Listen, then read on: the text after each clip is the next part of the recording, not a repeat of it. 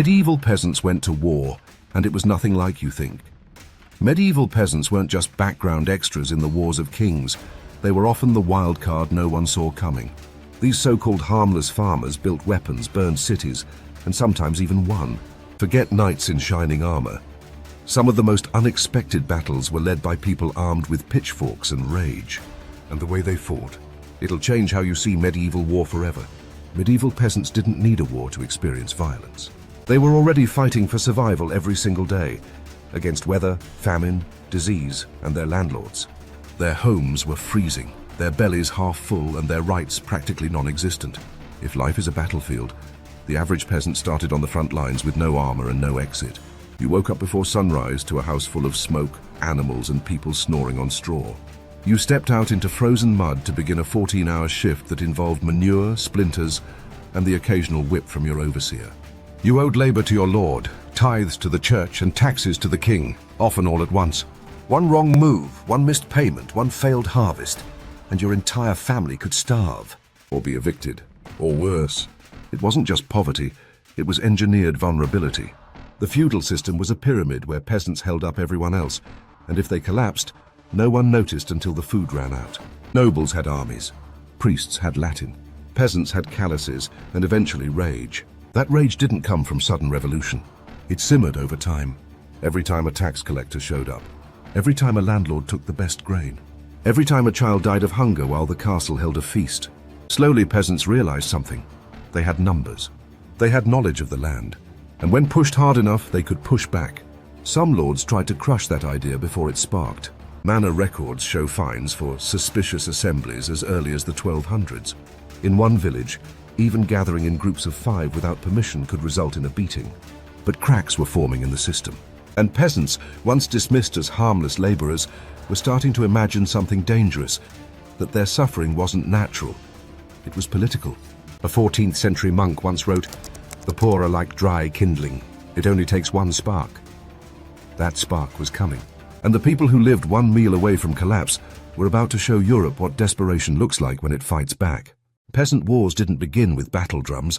They started with whispers, a tax raised without warning, a church demanding tithes during a famine, a rumor that the local lord's men had trampled a child's burial plot. Small things. But in medieval villages, small things were fuel. And when enough sparks landed in the same place, the entire countryside ignited. Contrary to the myth, most peasant uprisings weren't spontaneous riots. They were organized, calculated, and, given the right pressure, inevitable. What triggered them wasn't war in the traditional sense, but humiliation stacked like firewood. Imagine working the same plot of land your father died on, only to be told the harvest isn't yours. Imagine being forced to grind your grain at the Lord's mill for a fee so high it cost you the bread you were trying to bake. Now imagine hearing that the king wants more. It wasn't always about money. Sometimes it was dignity. When peasants were conscripted to fight wars they didn't start, or ordered to build castles for lords who wouldn't let them inside, it wasn't just unjust, it was personal. And when that injustice became unbearable, they didn't write letters or stage sit-ins. They grabbed what they had, flails, sickles, pitchforks, and each other. Village rebellions often started with church bells, not for prayer, but as alarms. Within minutes, fields emptied and back roads filled. Entire communities could vanish into forests, only to reappear as a coordinated mob. One chronicler wrote of a town in northern France where the ploughmen vanished by morning, and by noon they returned as an army. They didn't wear uniforms. They didn't need to. They were bound by something stronger, shared misery and a common enemy. And yet these were not mindless mobs. Many had demands, clear ones, lower rents, fair justice, freedom to move, and sometimes the right to simply live without fear. They carried banners with symbols, the tools of their oppression turned into emblems of revolt. A hoe crossed with a sword, a sheaf of grain with a broken chain. The ruling class didn't just fear the violence, they feared the coordination.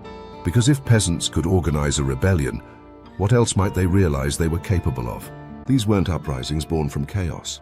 They were declarations, raw, loud, and unapologetic. A collective scream from people who had been taught to whisper. And when that scream turned into action, the pitchforks weren't symbols anymore. They were weapons, crossbows, or suits of armor. What they had were tools, flails for threshing grain, scythes for cutting hay, axes for firewood, and hammers for building. But in the right hands, and with the right motivation, those tools became weapons. Deadly ones. The flail, for example, was designed to separate grain from husk. But swing it with force, and you've got a chain-whipping skull crusher that bypasses armor. Scythes, originally curved to harvest wheat, were refitted with straightened blades for slashing in wide arcs, perfect for mowing down more than just crops. Blacksmiths would quietly modify hoes and sickles, reinforcing them with iron tips or attaching spikes. One preserved rebellion weapon from 14th century Germany is literally a shovel blade welded onto a broom handle. It wasn't elegant, it didn't have a name, but it could split a knight's helmet. And these makeshift weapons weren't random. Villages coordinated their efforts like small arms factories. Each craftsman contributed. The smith reinforced wooden shafts with iron nails. The carpenter carved new grips. The tanner wrapped handles in leather. One English manor report from 1382 noted that entire shipments of farming implements went missing before an uprising and turned up later at the gates of a burning estate. Even more surprising, peasant militias weren't just angry mobs. They trained in secret. Under the guise of festivals or Saints' Day games, men would practice mock battles using poles and wooden shields. One bishop's diary from 1329 complains that the peasants play too seriously and strike with intent. He wasn't wrong. Village defense networks were also more advanced than most assume. Churches acted as armories and bells as alarms. Hillsides were scouted and marked with stone piles for signaling. If one village was attacked, neighboring ones responded within hours, sometimes minutes. It was medieval mutual defense without paperwork.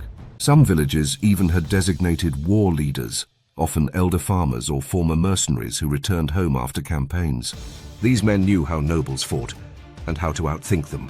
A famous case in Bohemia involved a one-eyed miller who drilled his village weekly and taught them to fight in rotating lines, just like infantry.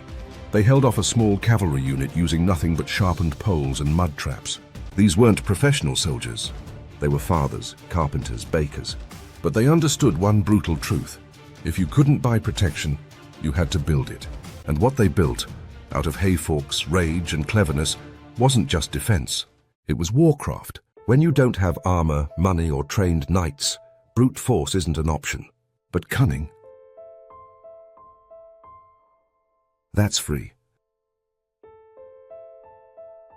Peasant warfare wasn't about charging into battle. It was about never giving the enemy a clean shot. These villagers didn't fight fair, and that was the point. They knew the terrain better than any noble. They knew every forest trail, flooded field, and soft patch of road where a horse could break its leg. And when the time came, they turned that knowledge into a weapon. They ambushed convoys on narrow bridges. They set hay carts ablaze and rolled them downhill into marching troops. They dug ankle-deep trenches camouflaged with grass and thorns, then lured knights into them with taunts. One account from a French rebellion describes peasants faking retreat, only to lead their pursuers into a swamp. The knights' armor sank. The peasants didn't. This wasn't chaos. It was asymmetrical warfare, centuries before anyone coined the term. Instead of standing and fighting, they disappeared into woods, reappeared on the flanks, and vanished again. Nobles called them cowards. But commanders quickly learned that chasing peasants was like hunting smoke. By the time you found them, they'd already set your granaries on fire, and they didn't need large armies. 10 peasants could delay 100 soldiers by taking out a single bridge. In Bavaria, rebels once blocked mountain passes with felled trees soaked in oil. When troops tried to cut through, the rebels lit them from above and vanished into the snow. They also understood psychological warfare. Rebellion banners were designed to unnerve, broken manacles, bleeding plows, even skulls mounted on pitchforks. They knew fear spread faster than arrows. Stories of demon peasants spread through noble courts, describing farmers who fought in silence, who didn't flee, who left behind nothing but fire and ash. But it wasn't just tactics, it was timing. Peasants struck when the nobility least expected it, during harvests, religious feasts, or when local garrisons had marched off to bigger wars. They coordinated uprisings across regions using secret signs, songs, and market gossip. One revolt in the Low Countries began simultaneously in over 30 villages, triggered by a single phrase: "The mill turns backward tonight." That level of synchronization didn't happen by accident. And while nobles mocked their primitive ways, the aftermath told a different story. Burned castles, dead tax collectors, entire counties brought to their knees by people who weren't supposed to know how to fight. Peasant war wasn't loud. It was quiet, deliberate, and devastating. Where knights clashed with ceremony, peasants struck from the shadows. Where lords bragged about their swords, peasants built strategies from mud, smoke, and silence. And if that sounds familiar, it's because guerrilla warfare didn't start in the 20th century. It started with farmers. If there was ever a moment when the English ruling class truly panicked, it was June 1381, because that's when the peasants came to London. It started with a tax. Not just any tax, a poll tax where every person paid the same amount, rich or poor. For nobles, it was annoying. For peasants, it was lethal. Entire villages were being shaken down to fund a distant war in France. And when tax collectors arrived in Essex, demanding payment from people who had nothing left, something snapped. The uprising spread like wildfire. Within days, thousands of peasants, artisans, and former soldiers were marching toward the capital. And they weren't just angry, they were organized. At the front stood a charismatic leader, Wat Tyler, a man described as dangerously eloquent by contemporary writers. He wasn't a noble. He wasn't even literate. But he could do something far more dangerous. He could speak to the pain of the people and give it direction. Behind him marched bakers, millers, carpenters, some barefoot, some carrying farming tools turned into weapons. Their banners didn't show lions or dragons. They showed hoes, sickles, and broken chains. And they had a message: enough. They entered London through opened gates. Not forced, opened, because many inside the city sympathized. Once inside, they moved fast. They stormed the Tower of London, burned tax records, executed the Archbishop of Canterbury, beheaded royal officials. This wasn't a riot. It was a targeted political statement with terrifying precision. The rebels even met with King Richard II himself. He was just 14 years old at the time. The meeting was tense but civil, until suddenly Wat Tyler was dead. Accounts differ. Some say he insulted the king, others that he reached for a weapon. Whatever the truth, royal guards stabbed him in the chest and slashed his throat in front of everyone. It should have been a disaster for the rebels, but for a brief, unbelievable moment, something else happened. The peasants didn't run. In fact, they surrounded the king. And then, astonishingly, Richard told them he would now be their leader. He promised to end serfdom, forgive all rebellion, and give them freedom. The crowd cheered. They believed him. It was a lie. Once the crowd dispersed and the army returned to London, the king revoked every promise. The leaders were hunted. Hundreds were executed. The rebellion was crushed, but the idea was loose. Serfdom in England never recovered. Within decades, it was fading from law and practice. Lords never forgot the fear of looking out from their manor windows and seeing an army of barefoot laborers marching with purpose. The Great Rising failed as a revolution, but as a warning shot. It echoed for centuries. Because for a moment in 1381, the powerless weren't begging. They were demanding. If the English peasants rattled the gates of power, the German peasants tried to blow them off the hinges. In 1524, something unprecedented happened across the Holy Roman Empire. Tens of thousands of peasants, miners, herders, and townsfolk rose up, not as isolated rebels, but as a united cross-regional force. By 1525, their numbers had swelled to over 300,000. They weren't just angry. They were coordinated. And they came with a manifesto. That document was called the 12 Articles, a revolutionary text demanding basic rights, fair taxes, access to hunting grounds, freedom from serfdom, and the ability to choose their own pastors. It read like a medieval Bill of Rights, and it spread like wildfire. Within weeks, entire regions were pledging loyalty to the Articles. The rebels marched under banners that read, "For the gospel and for freedom." And this wasn't just about feudalism. It was about faith. The Protestant Reformation had begun just a few years earlier. Martin Luther's ideas about religious freedom and equality before God had electrified the lower classes. Many peasants saw in his words a divine justification for social justice. After all, if God didn't need bishops, why should peasants need lords? Some peasants even claimed Christ himself would fight on their side. They weren't entirely wrong. Whole armies formed out of peasant militias. Some had makeshift uniforms. Others wore plain clothes and wooden crosses. They seized castles, overran monasteries, and declared new communal governments. Monks fled. Nobles begged for mercy. And for a moment, it looked like the entire social order of Central Europe was about to collapse. But then came the reaction. Terrified by the scale of the uprising, the princes struck back, hard, with professional armies, cannons, and cavalry. The peasants fought bravely, but most had little training and worse equipment. Battles became massacres. By the end of 1525, over 100,000 peasants were dead. Entire villages were erased. Fields burned. Executions carried out by the hundreds. And to make matters worse, Martin Luther, the very man whose sermons had inspired many rebels, turned against them. He called them murderous hordes and sided with the princes. To him, rebellion was worse than oppression. The betrayal was devastating, spiritually and politically. The surviving peasants were forced to sign humiliating oaths of loyalty. Their leaders were hanged, and the 12 articles were banned. Serfdom returned, harder than ever. But not in memory. Because the German Peasants' War wasn't forgotten. It became a myth. A warning. And an inspiration.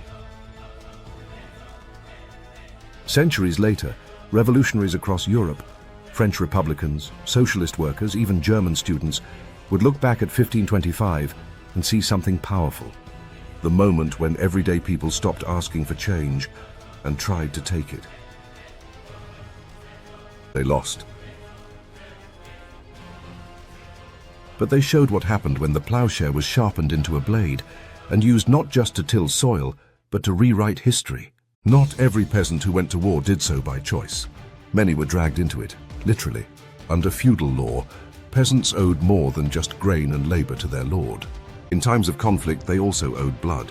This obligation was called military service, but in practice it meant being thrown onto a battlefield with minimal training, no armor, and a weapon that was probably borrowed from the barn. Imagine being a farmhand one day, and the next you're marching into battle with a wooden spear and a tunic that barely fits. No strategy, no survival plan. Just the hope that maybe the enemy's sword hits someone else first. These peasant conscripts were known by many names: levies, auxiliaries, footmen. But historians today have a more honest term: cannon fodder. And yes, even before cannons, the principle applied. They were often placed at the front of the line, shield walls made of bodies instead of armor. Their job was to absorb the first wave, tire out the enemy, or simply buy time for the real troops, the knights, the men-at-arms, the professionals, to prepare their charge. In one account from the Battle of Crécy, 1346, English chroniclers describe how French peasants were forced forward at sword point by their own nobles. Many fled. Those who didn't died in place. One noble reportedly shouted, "Let them bleed before we shine." But the brutality wasn't just in battle. The march itself was often a death sentence. Peasant levies had to carry supplies, dig trenches, haul wagons, and sleep outside in freezing conditions. They died of disease, exposure, and exhaustion long before reaching the battlefield. One French tax ledger notes that for every 10 conscripted peasants, 6 returned, 2 were maimed, and 2 were buried along the road. Their families back home received no compensation, no letters, no graves, just silence and one less pair of hands in the fields.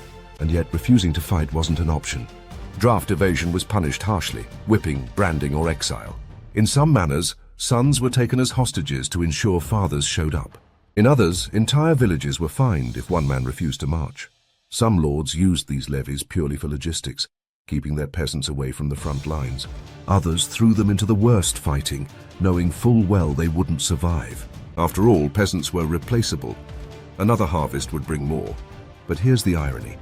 Despite being used, abused, and forgotten, peasant conscripts were essential to medieval warfare. They built the camps, cooked the meals, carried the siege engines, and when needed, they bled. Every noble victory rested on a pile of broken backs and broken bodies. And while history books love to list kings and commanders, they rarely mention the men who died holding nothing but sharpened sticks and bad luck. If you were a medieval peasant, there was one kind of war that promised everything and delivered almost nothing. Holy war. It started with a sermon. A traveling preacher with wild eyes and a voice like thunder would arrive in your village square and tell you that God needed you, that there was sin in the world, and your soul could be saved not through labor or prayer, but through violence. You'd be forgiven for your sins, he said. You'd be rewarded in heaven. You'd be fed, clothed, armed. You'd be a soldier of Christ. And you believed him. Because for a starving farmer who barely owned a pair of shoes, the idea of becoming a warrior and a saint was almost irresistible. That's how thousands of peasants ended up joining the Crusades. Wars waged in the name of faith, but fought with all the brutality of empire. These weren't trained soldiers. They were bakers, shepherds, and beggars. Entire villages emptied out, chasing salvation with rusty swords and borrowed armor. The result? Disaster. The People's Crusade of 1096 was the first great example. Led by a preacher named Peter the Hermit, it was less of a military expedition and more of a chaotic pilgrimage with weapons. Roughly 40,000 peasants joined. They looted towns for food, clashed with locals, and were eventually slaughtered by Turkish forces long before reaching Jerusalem. They had no strategy, no supply lines, no backup, just blind faith and a death sentence. Then came the Children's Crusade around 1212, one of the most haunting chapters in medieval history.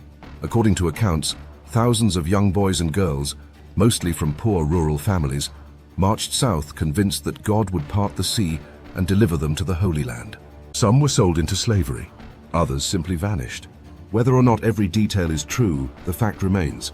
Peasants kept sending their children to fight someone else's war. And not just to the Holy Land, crusades were launched against heretics, pagans, and even fellow Christians. Peasants in Eastern Europe were recruited to fight against Slavic tribes. In France, poor farmers were drafted into bloody campaigns against the Cathars, people who believed in a different version of Christianity. These weren't just battles over land, they were battles over belief. And the most tragic part? Peasants fought for ideals they didn't invent, under banners they didn't design, for rewards they'd never receive. When the war was over, they didn't get land or glory. They got sent home or buried where they fell. But still they marched. Because when the church told them that dying with a sword in your hand could open the gates of paradise, who were they to argue? They weren't just peasants anymore. They were pawns dressed as prophets. Peasant revolts didn't come out of nowhere. They were whispered into existence, in secret, in code, and in song. If you think medieval peasants couldn't coordinate complex uprisings across dozens of villages, think again. These people didn't need telegrams or Twitter. They had pilgrimages, market gossip, and coded rituals, and they used them like weapons. Let's start with the pilgrims. Religious travel was one of the few legal ways a peasant could move between towns without arousing suspicion. Along the way, they didn't just pray, they passed messages, a coded phrase in a blessing, a shared saint's day mentioned at the wrong time, a pause in a hymn. Hidden within these acts of faith were the sparks of rebellion. Then there were the tinkers and peddlers, traveling tradesmen who sold pots and tools. To lords, they looked like harmless salesmen. To peasants, they were couriers. They carried not only goods but news, who was rising, who was organizing, where to meet and when to strike. Even songs became tools. Rebel ballads disguised as folk tunes spread through taverns and fields. One version would tell the tale of an overthrown landlord. Another might hint at an uprising using allegory. The plough breaks the chain, or the wheat stands tall against the wind. Nobles dismissed them as harmless peasant rhymes. That was a mistake. Because while they sang, they planned. Symbols were another layer. A sheaf of grain placed upside down on a doorstep meant, "Gather tonight." A broken cartwheel left near a well might signal a coming raid. In one Swiss rebellion, rebels reportedly communicated using carved bread loaves. each notch marking a date or location, hidden in plain sight. Edible evidence. And the churches? Not always neutral ground. Some sympathetic priests rang bells at odd times or delivered off-script sermons laced with coded calls to action. One priest in 15th century Austria was arrested for embedding rebel plans in a weekly reading from the Book of Amos. He turned prophecy into protest. But the most remarkable aspect was how fast word traveled. In a world without newspapers, news of a rebellion could leap across valleys and rivers in days. One uprising in the Rhineland spread to over 100 villages in under a week, with no written orders, no declared leaders, and no maps. Just memory, message, and momentum. This wasn't disorganized chaos. It was invisible organization. Lords thought rebellion could be stopped with swords, but you can't stab a rumor. You can't burn a song. And you certainly can't silence an entire countryside that's already humming the melody of revolution. The medieval peasant didn't just know how to fight. They knew how to speak in silence and turn that silence into something terrifying. The nobility thought peasants were simple. That was their first mistake.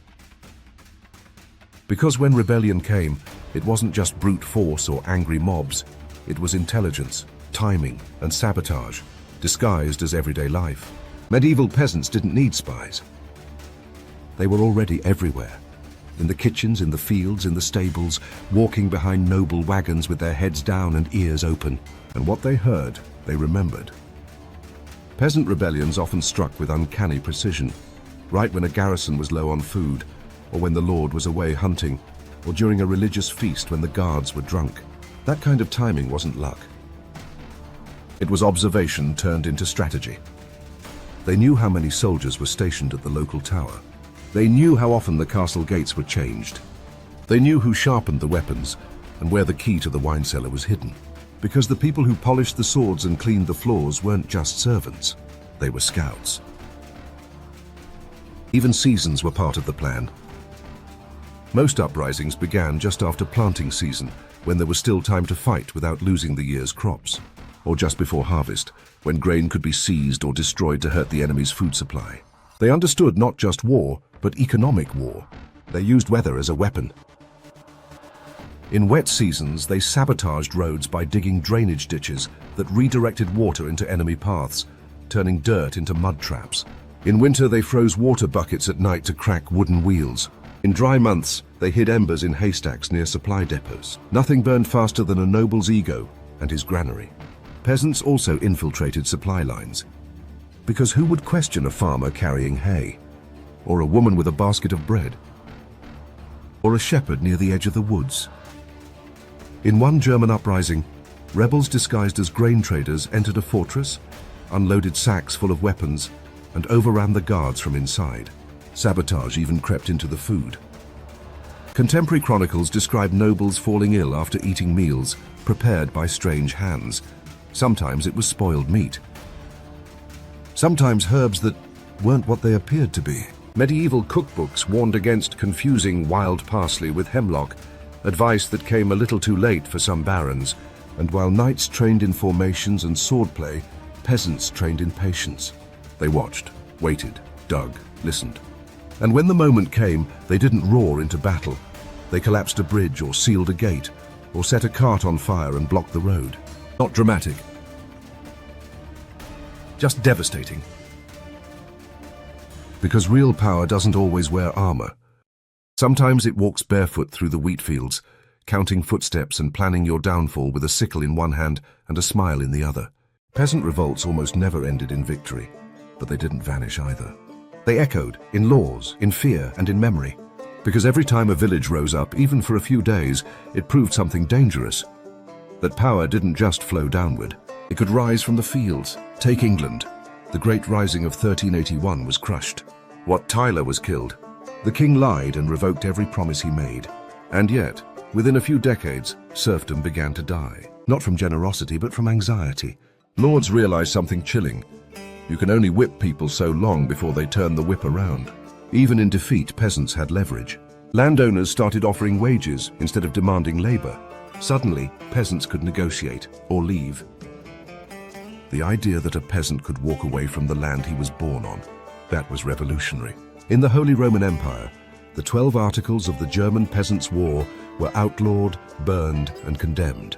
But copies survived, smuggled in books, memorized, whispered, and later rediscovered by thinkers who would shape ideas about civil rights, religious freedom, and popular sovereignty.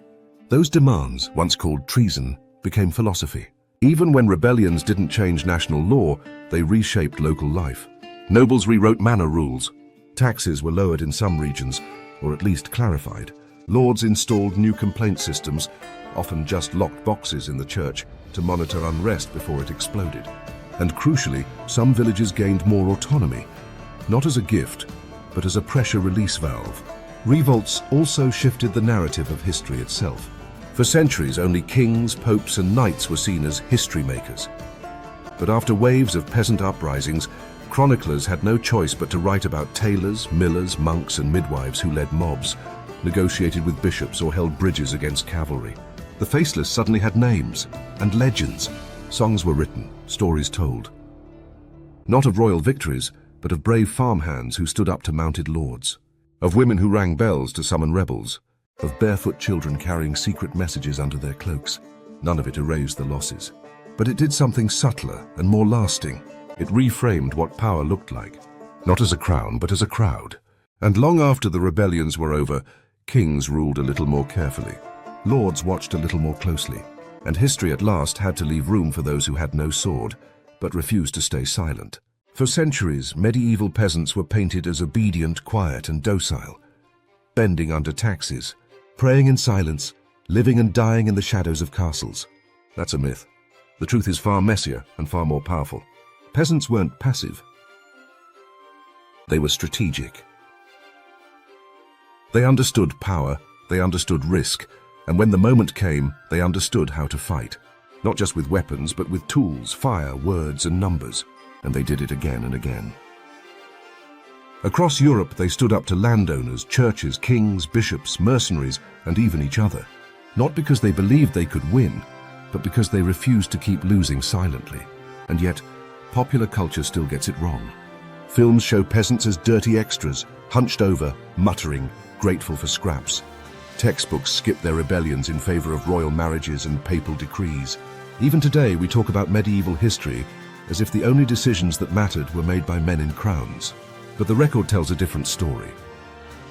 Peasants burned castles, they took over cities, they held the Tower of London. They forced emperors to sign treaties, only to tear them up and rise again. They created governments, wrote manifestos, negotiated with bishops, and organized continental-scale movements using nothing but memory, songs, and whispered code. They weren't just victims of history. They were authors of it.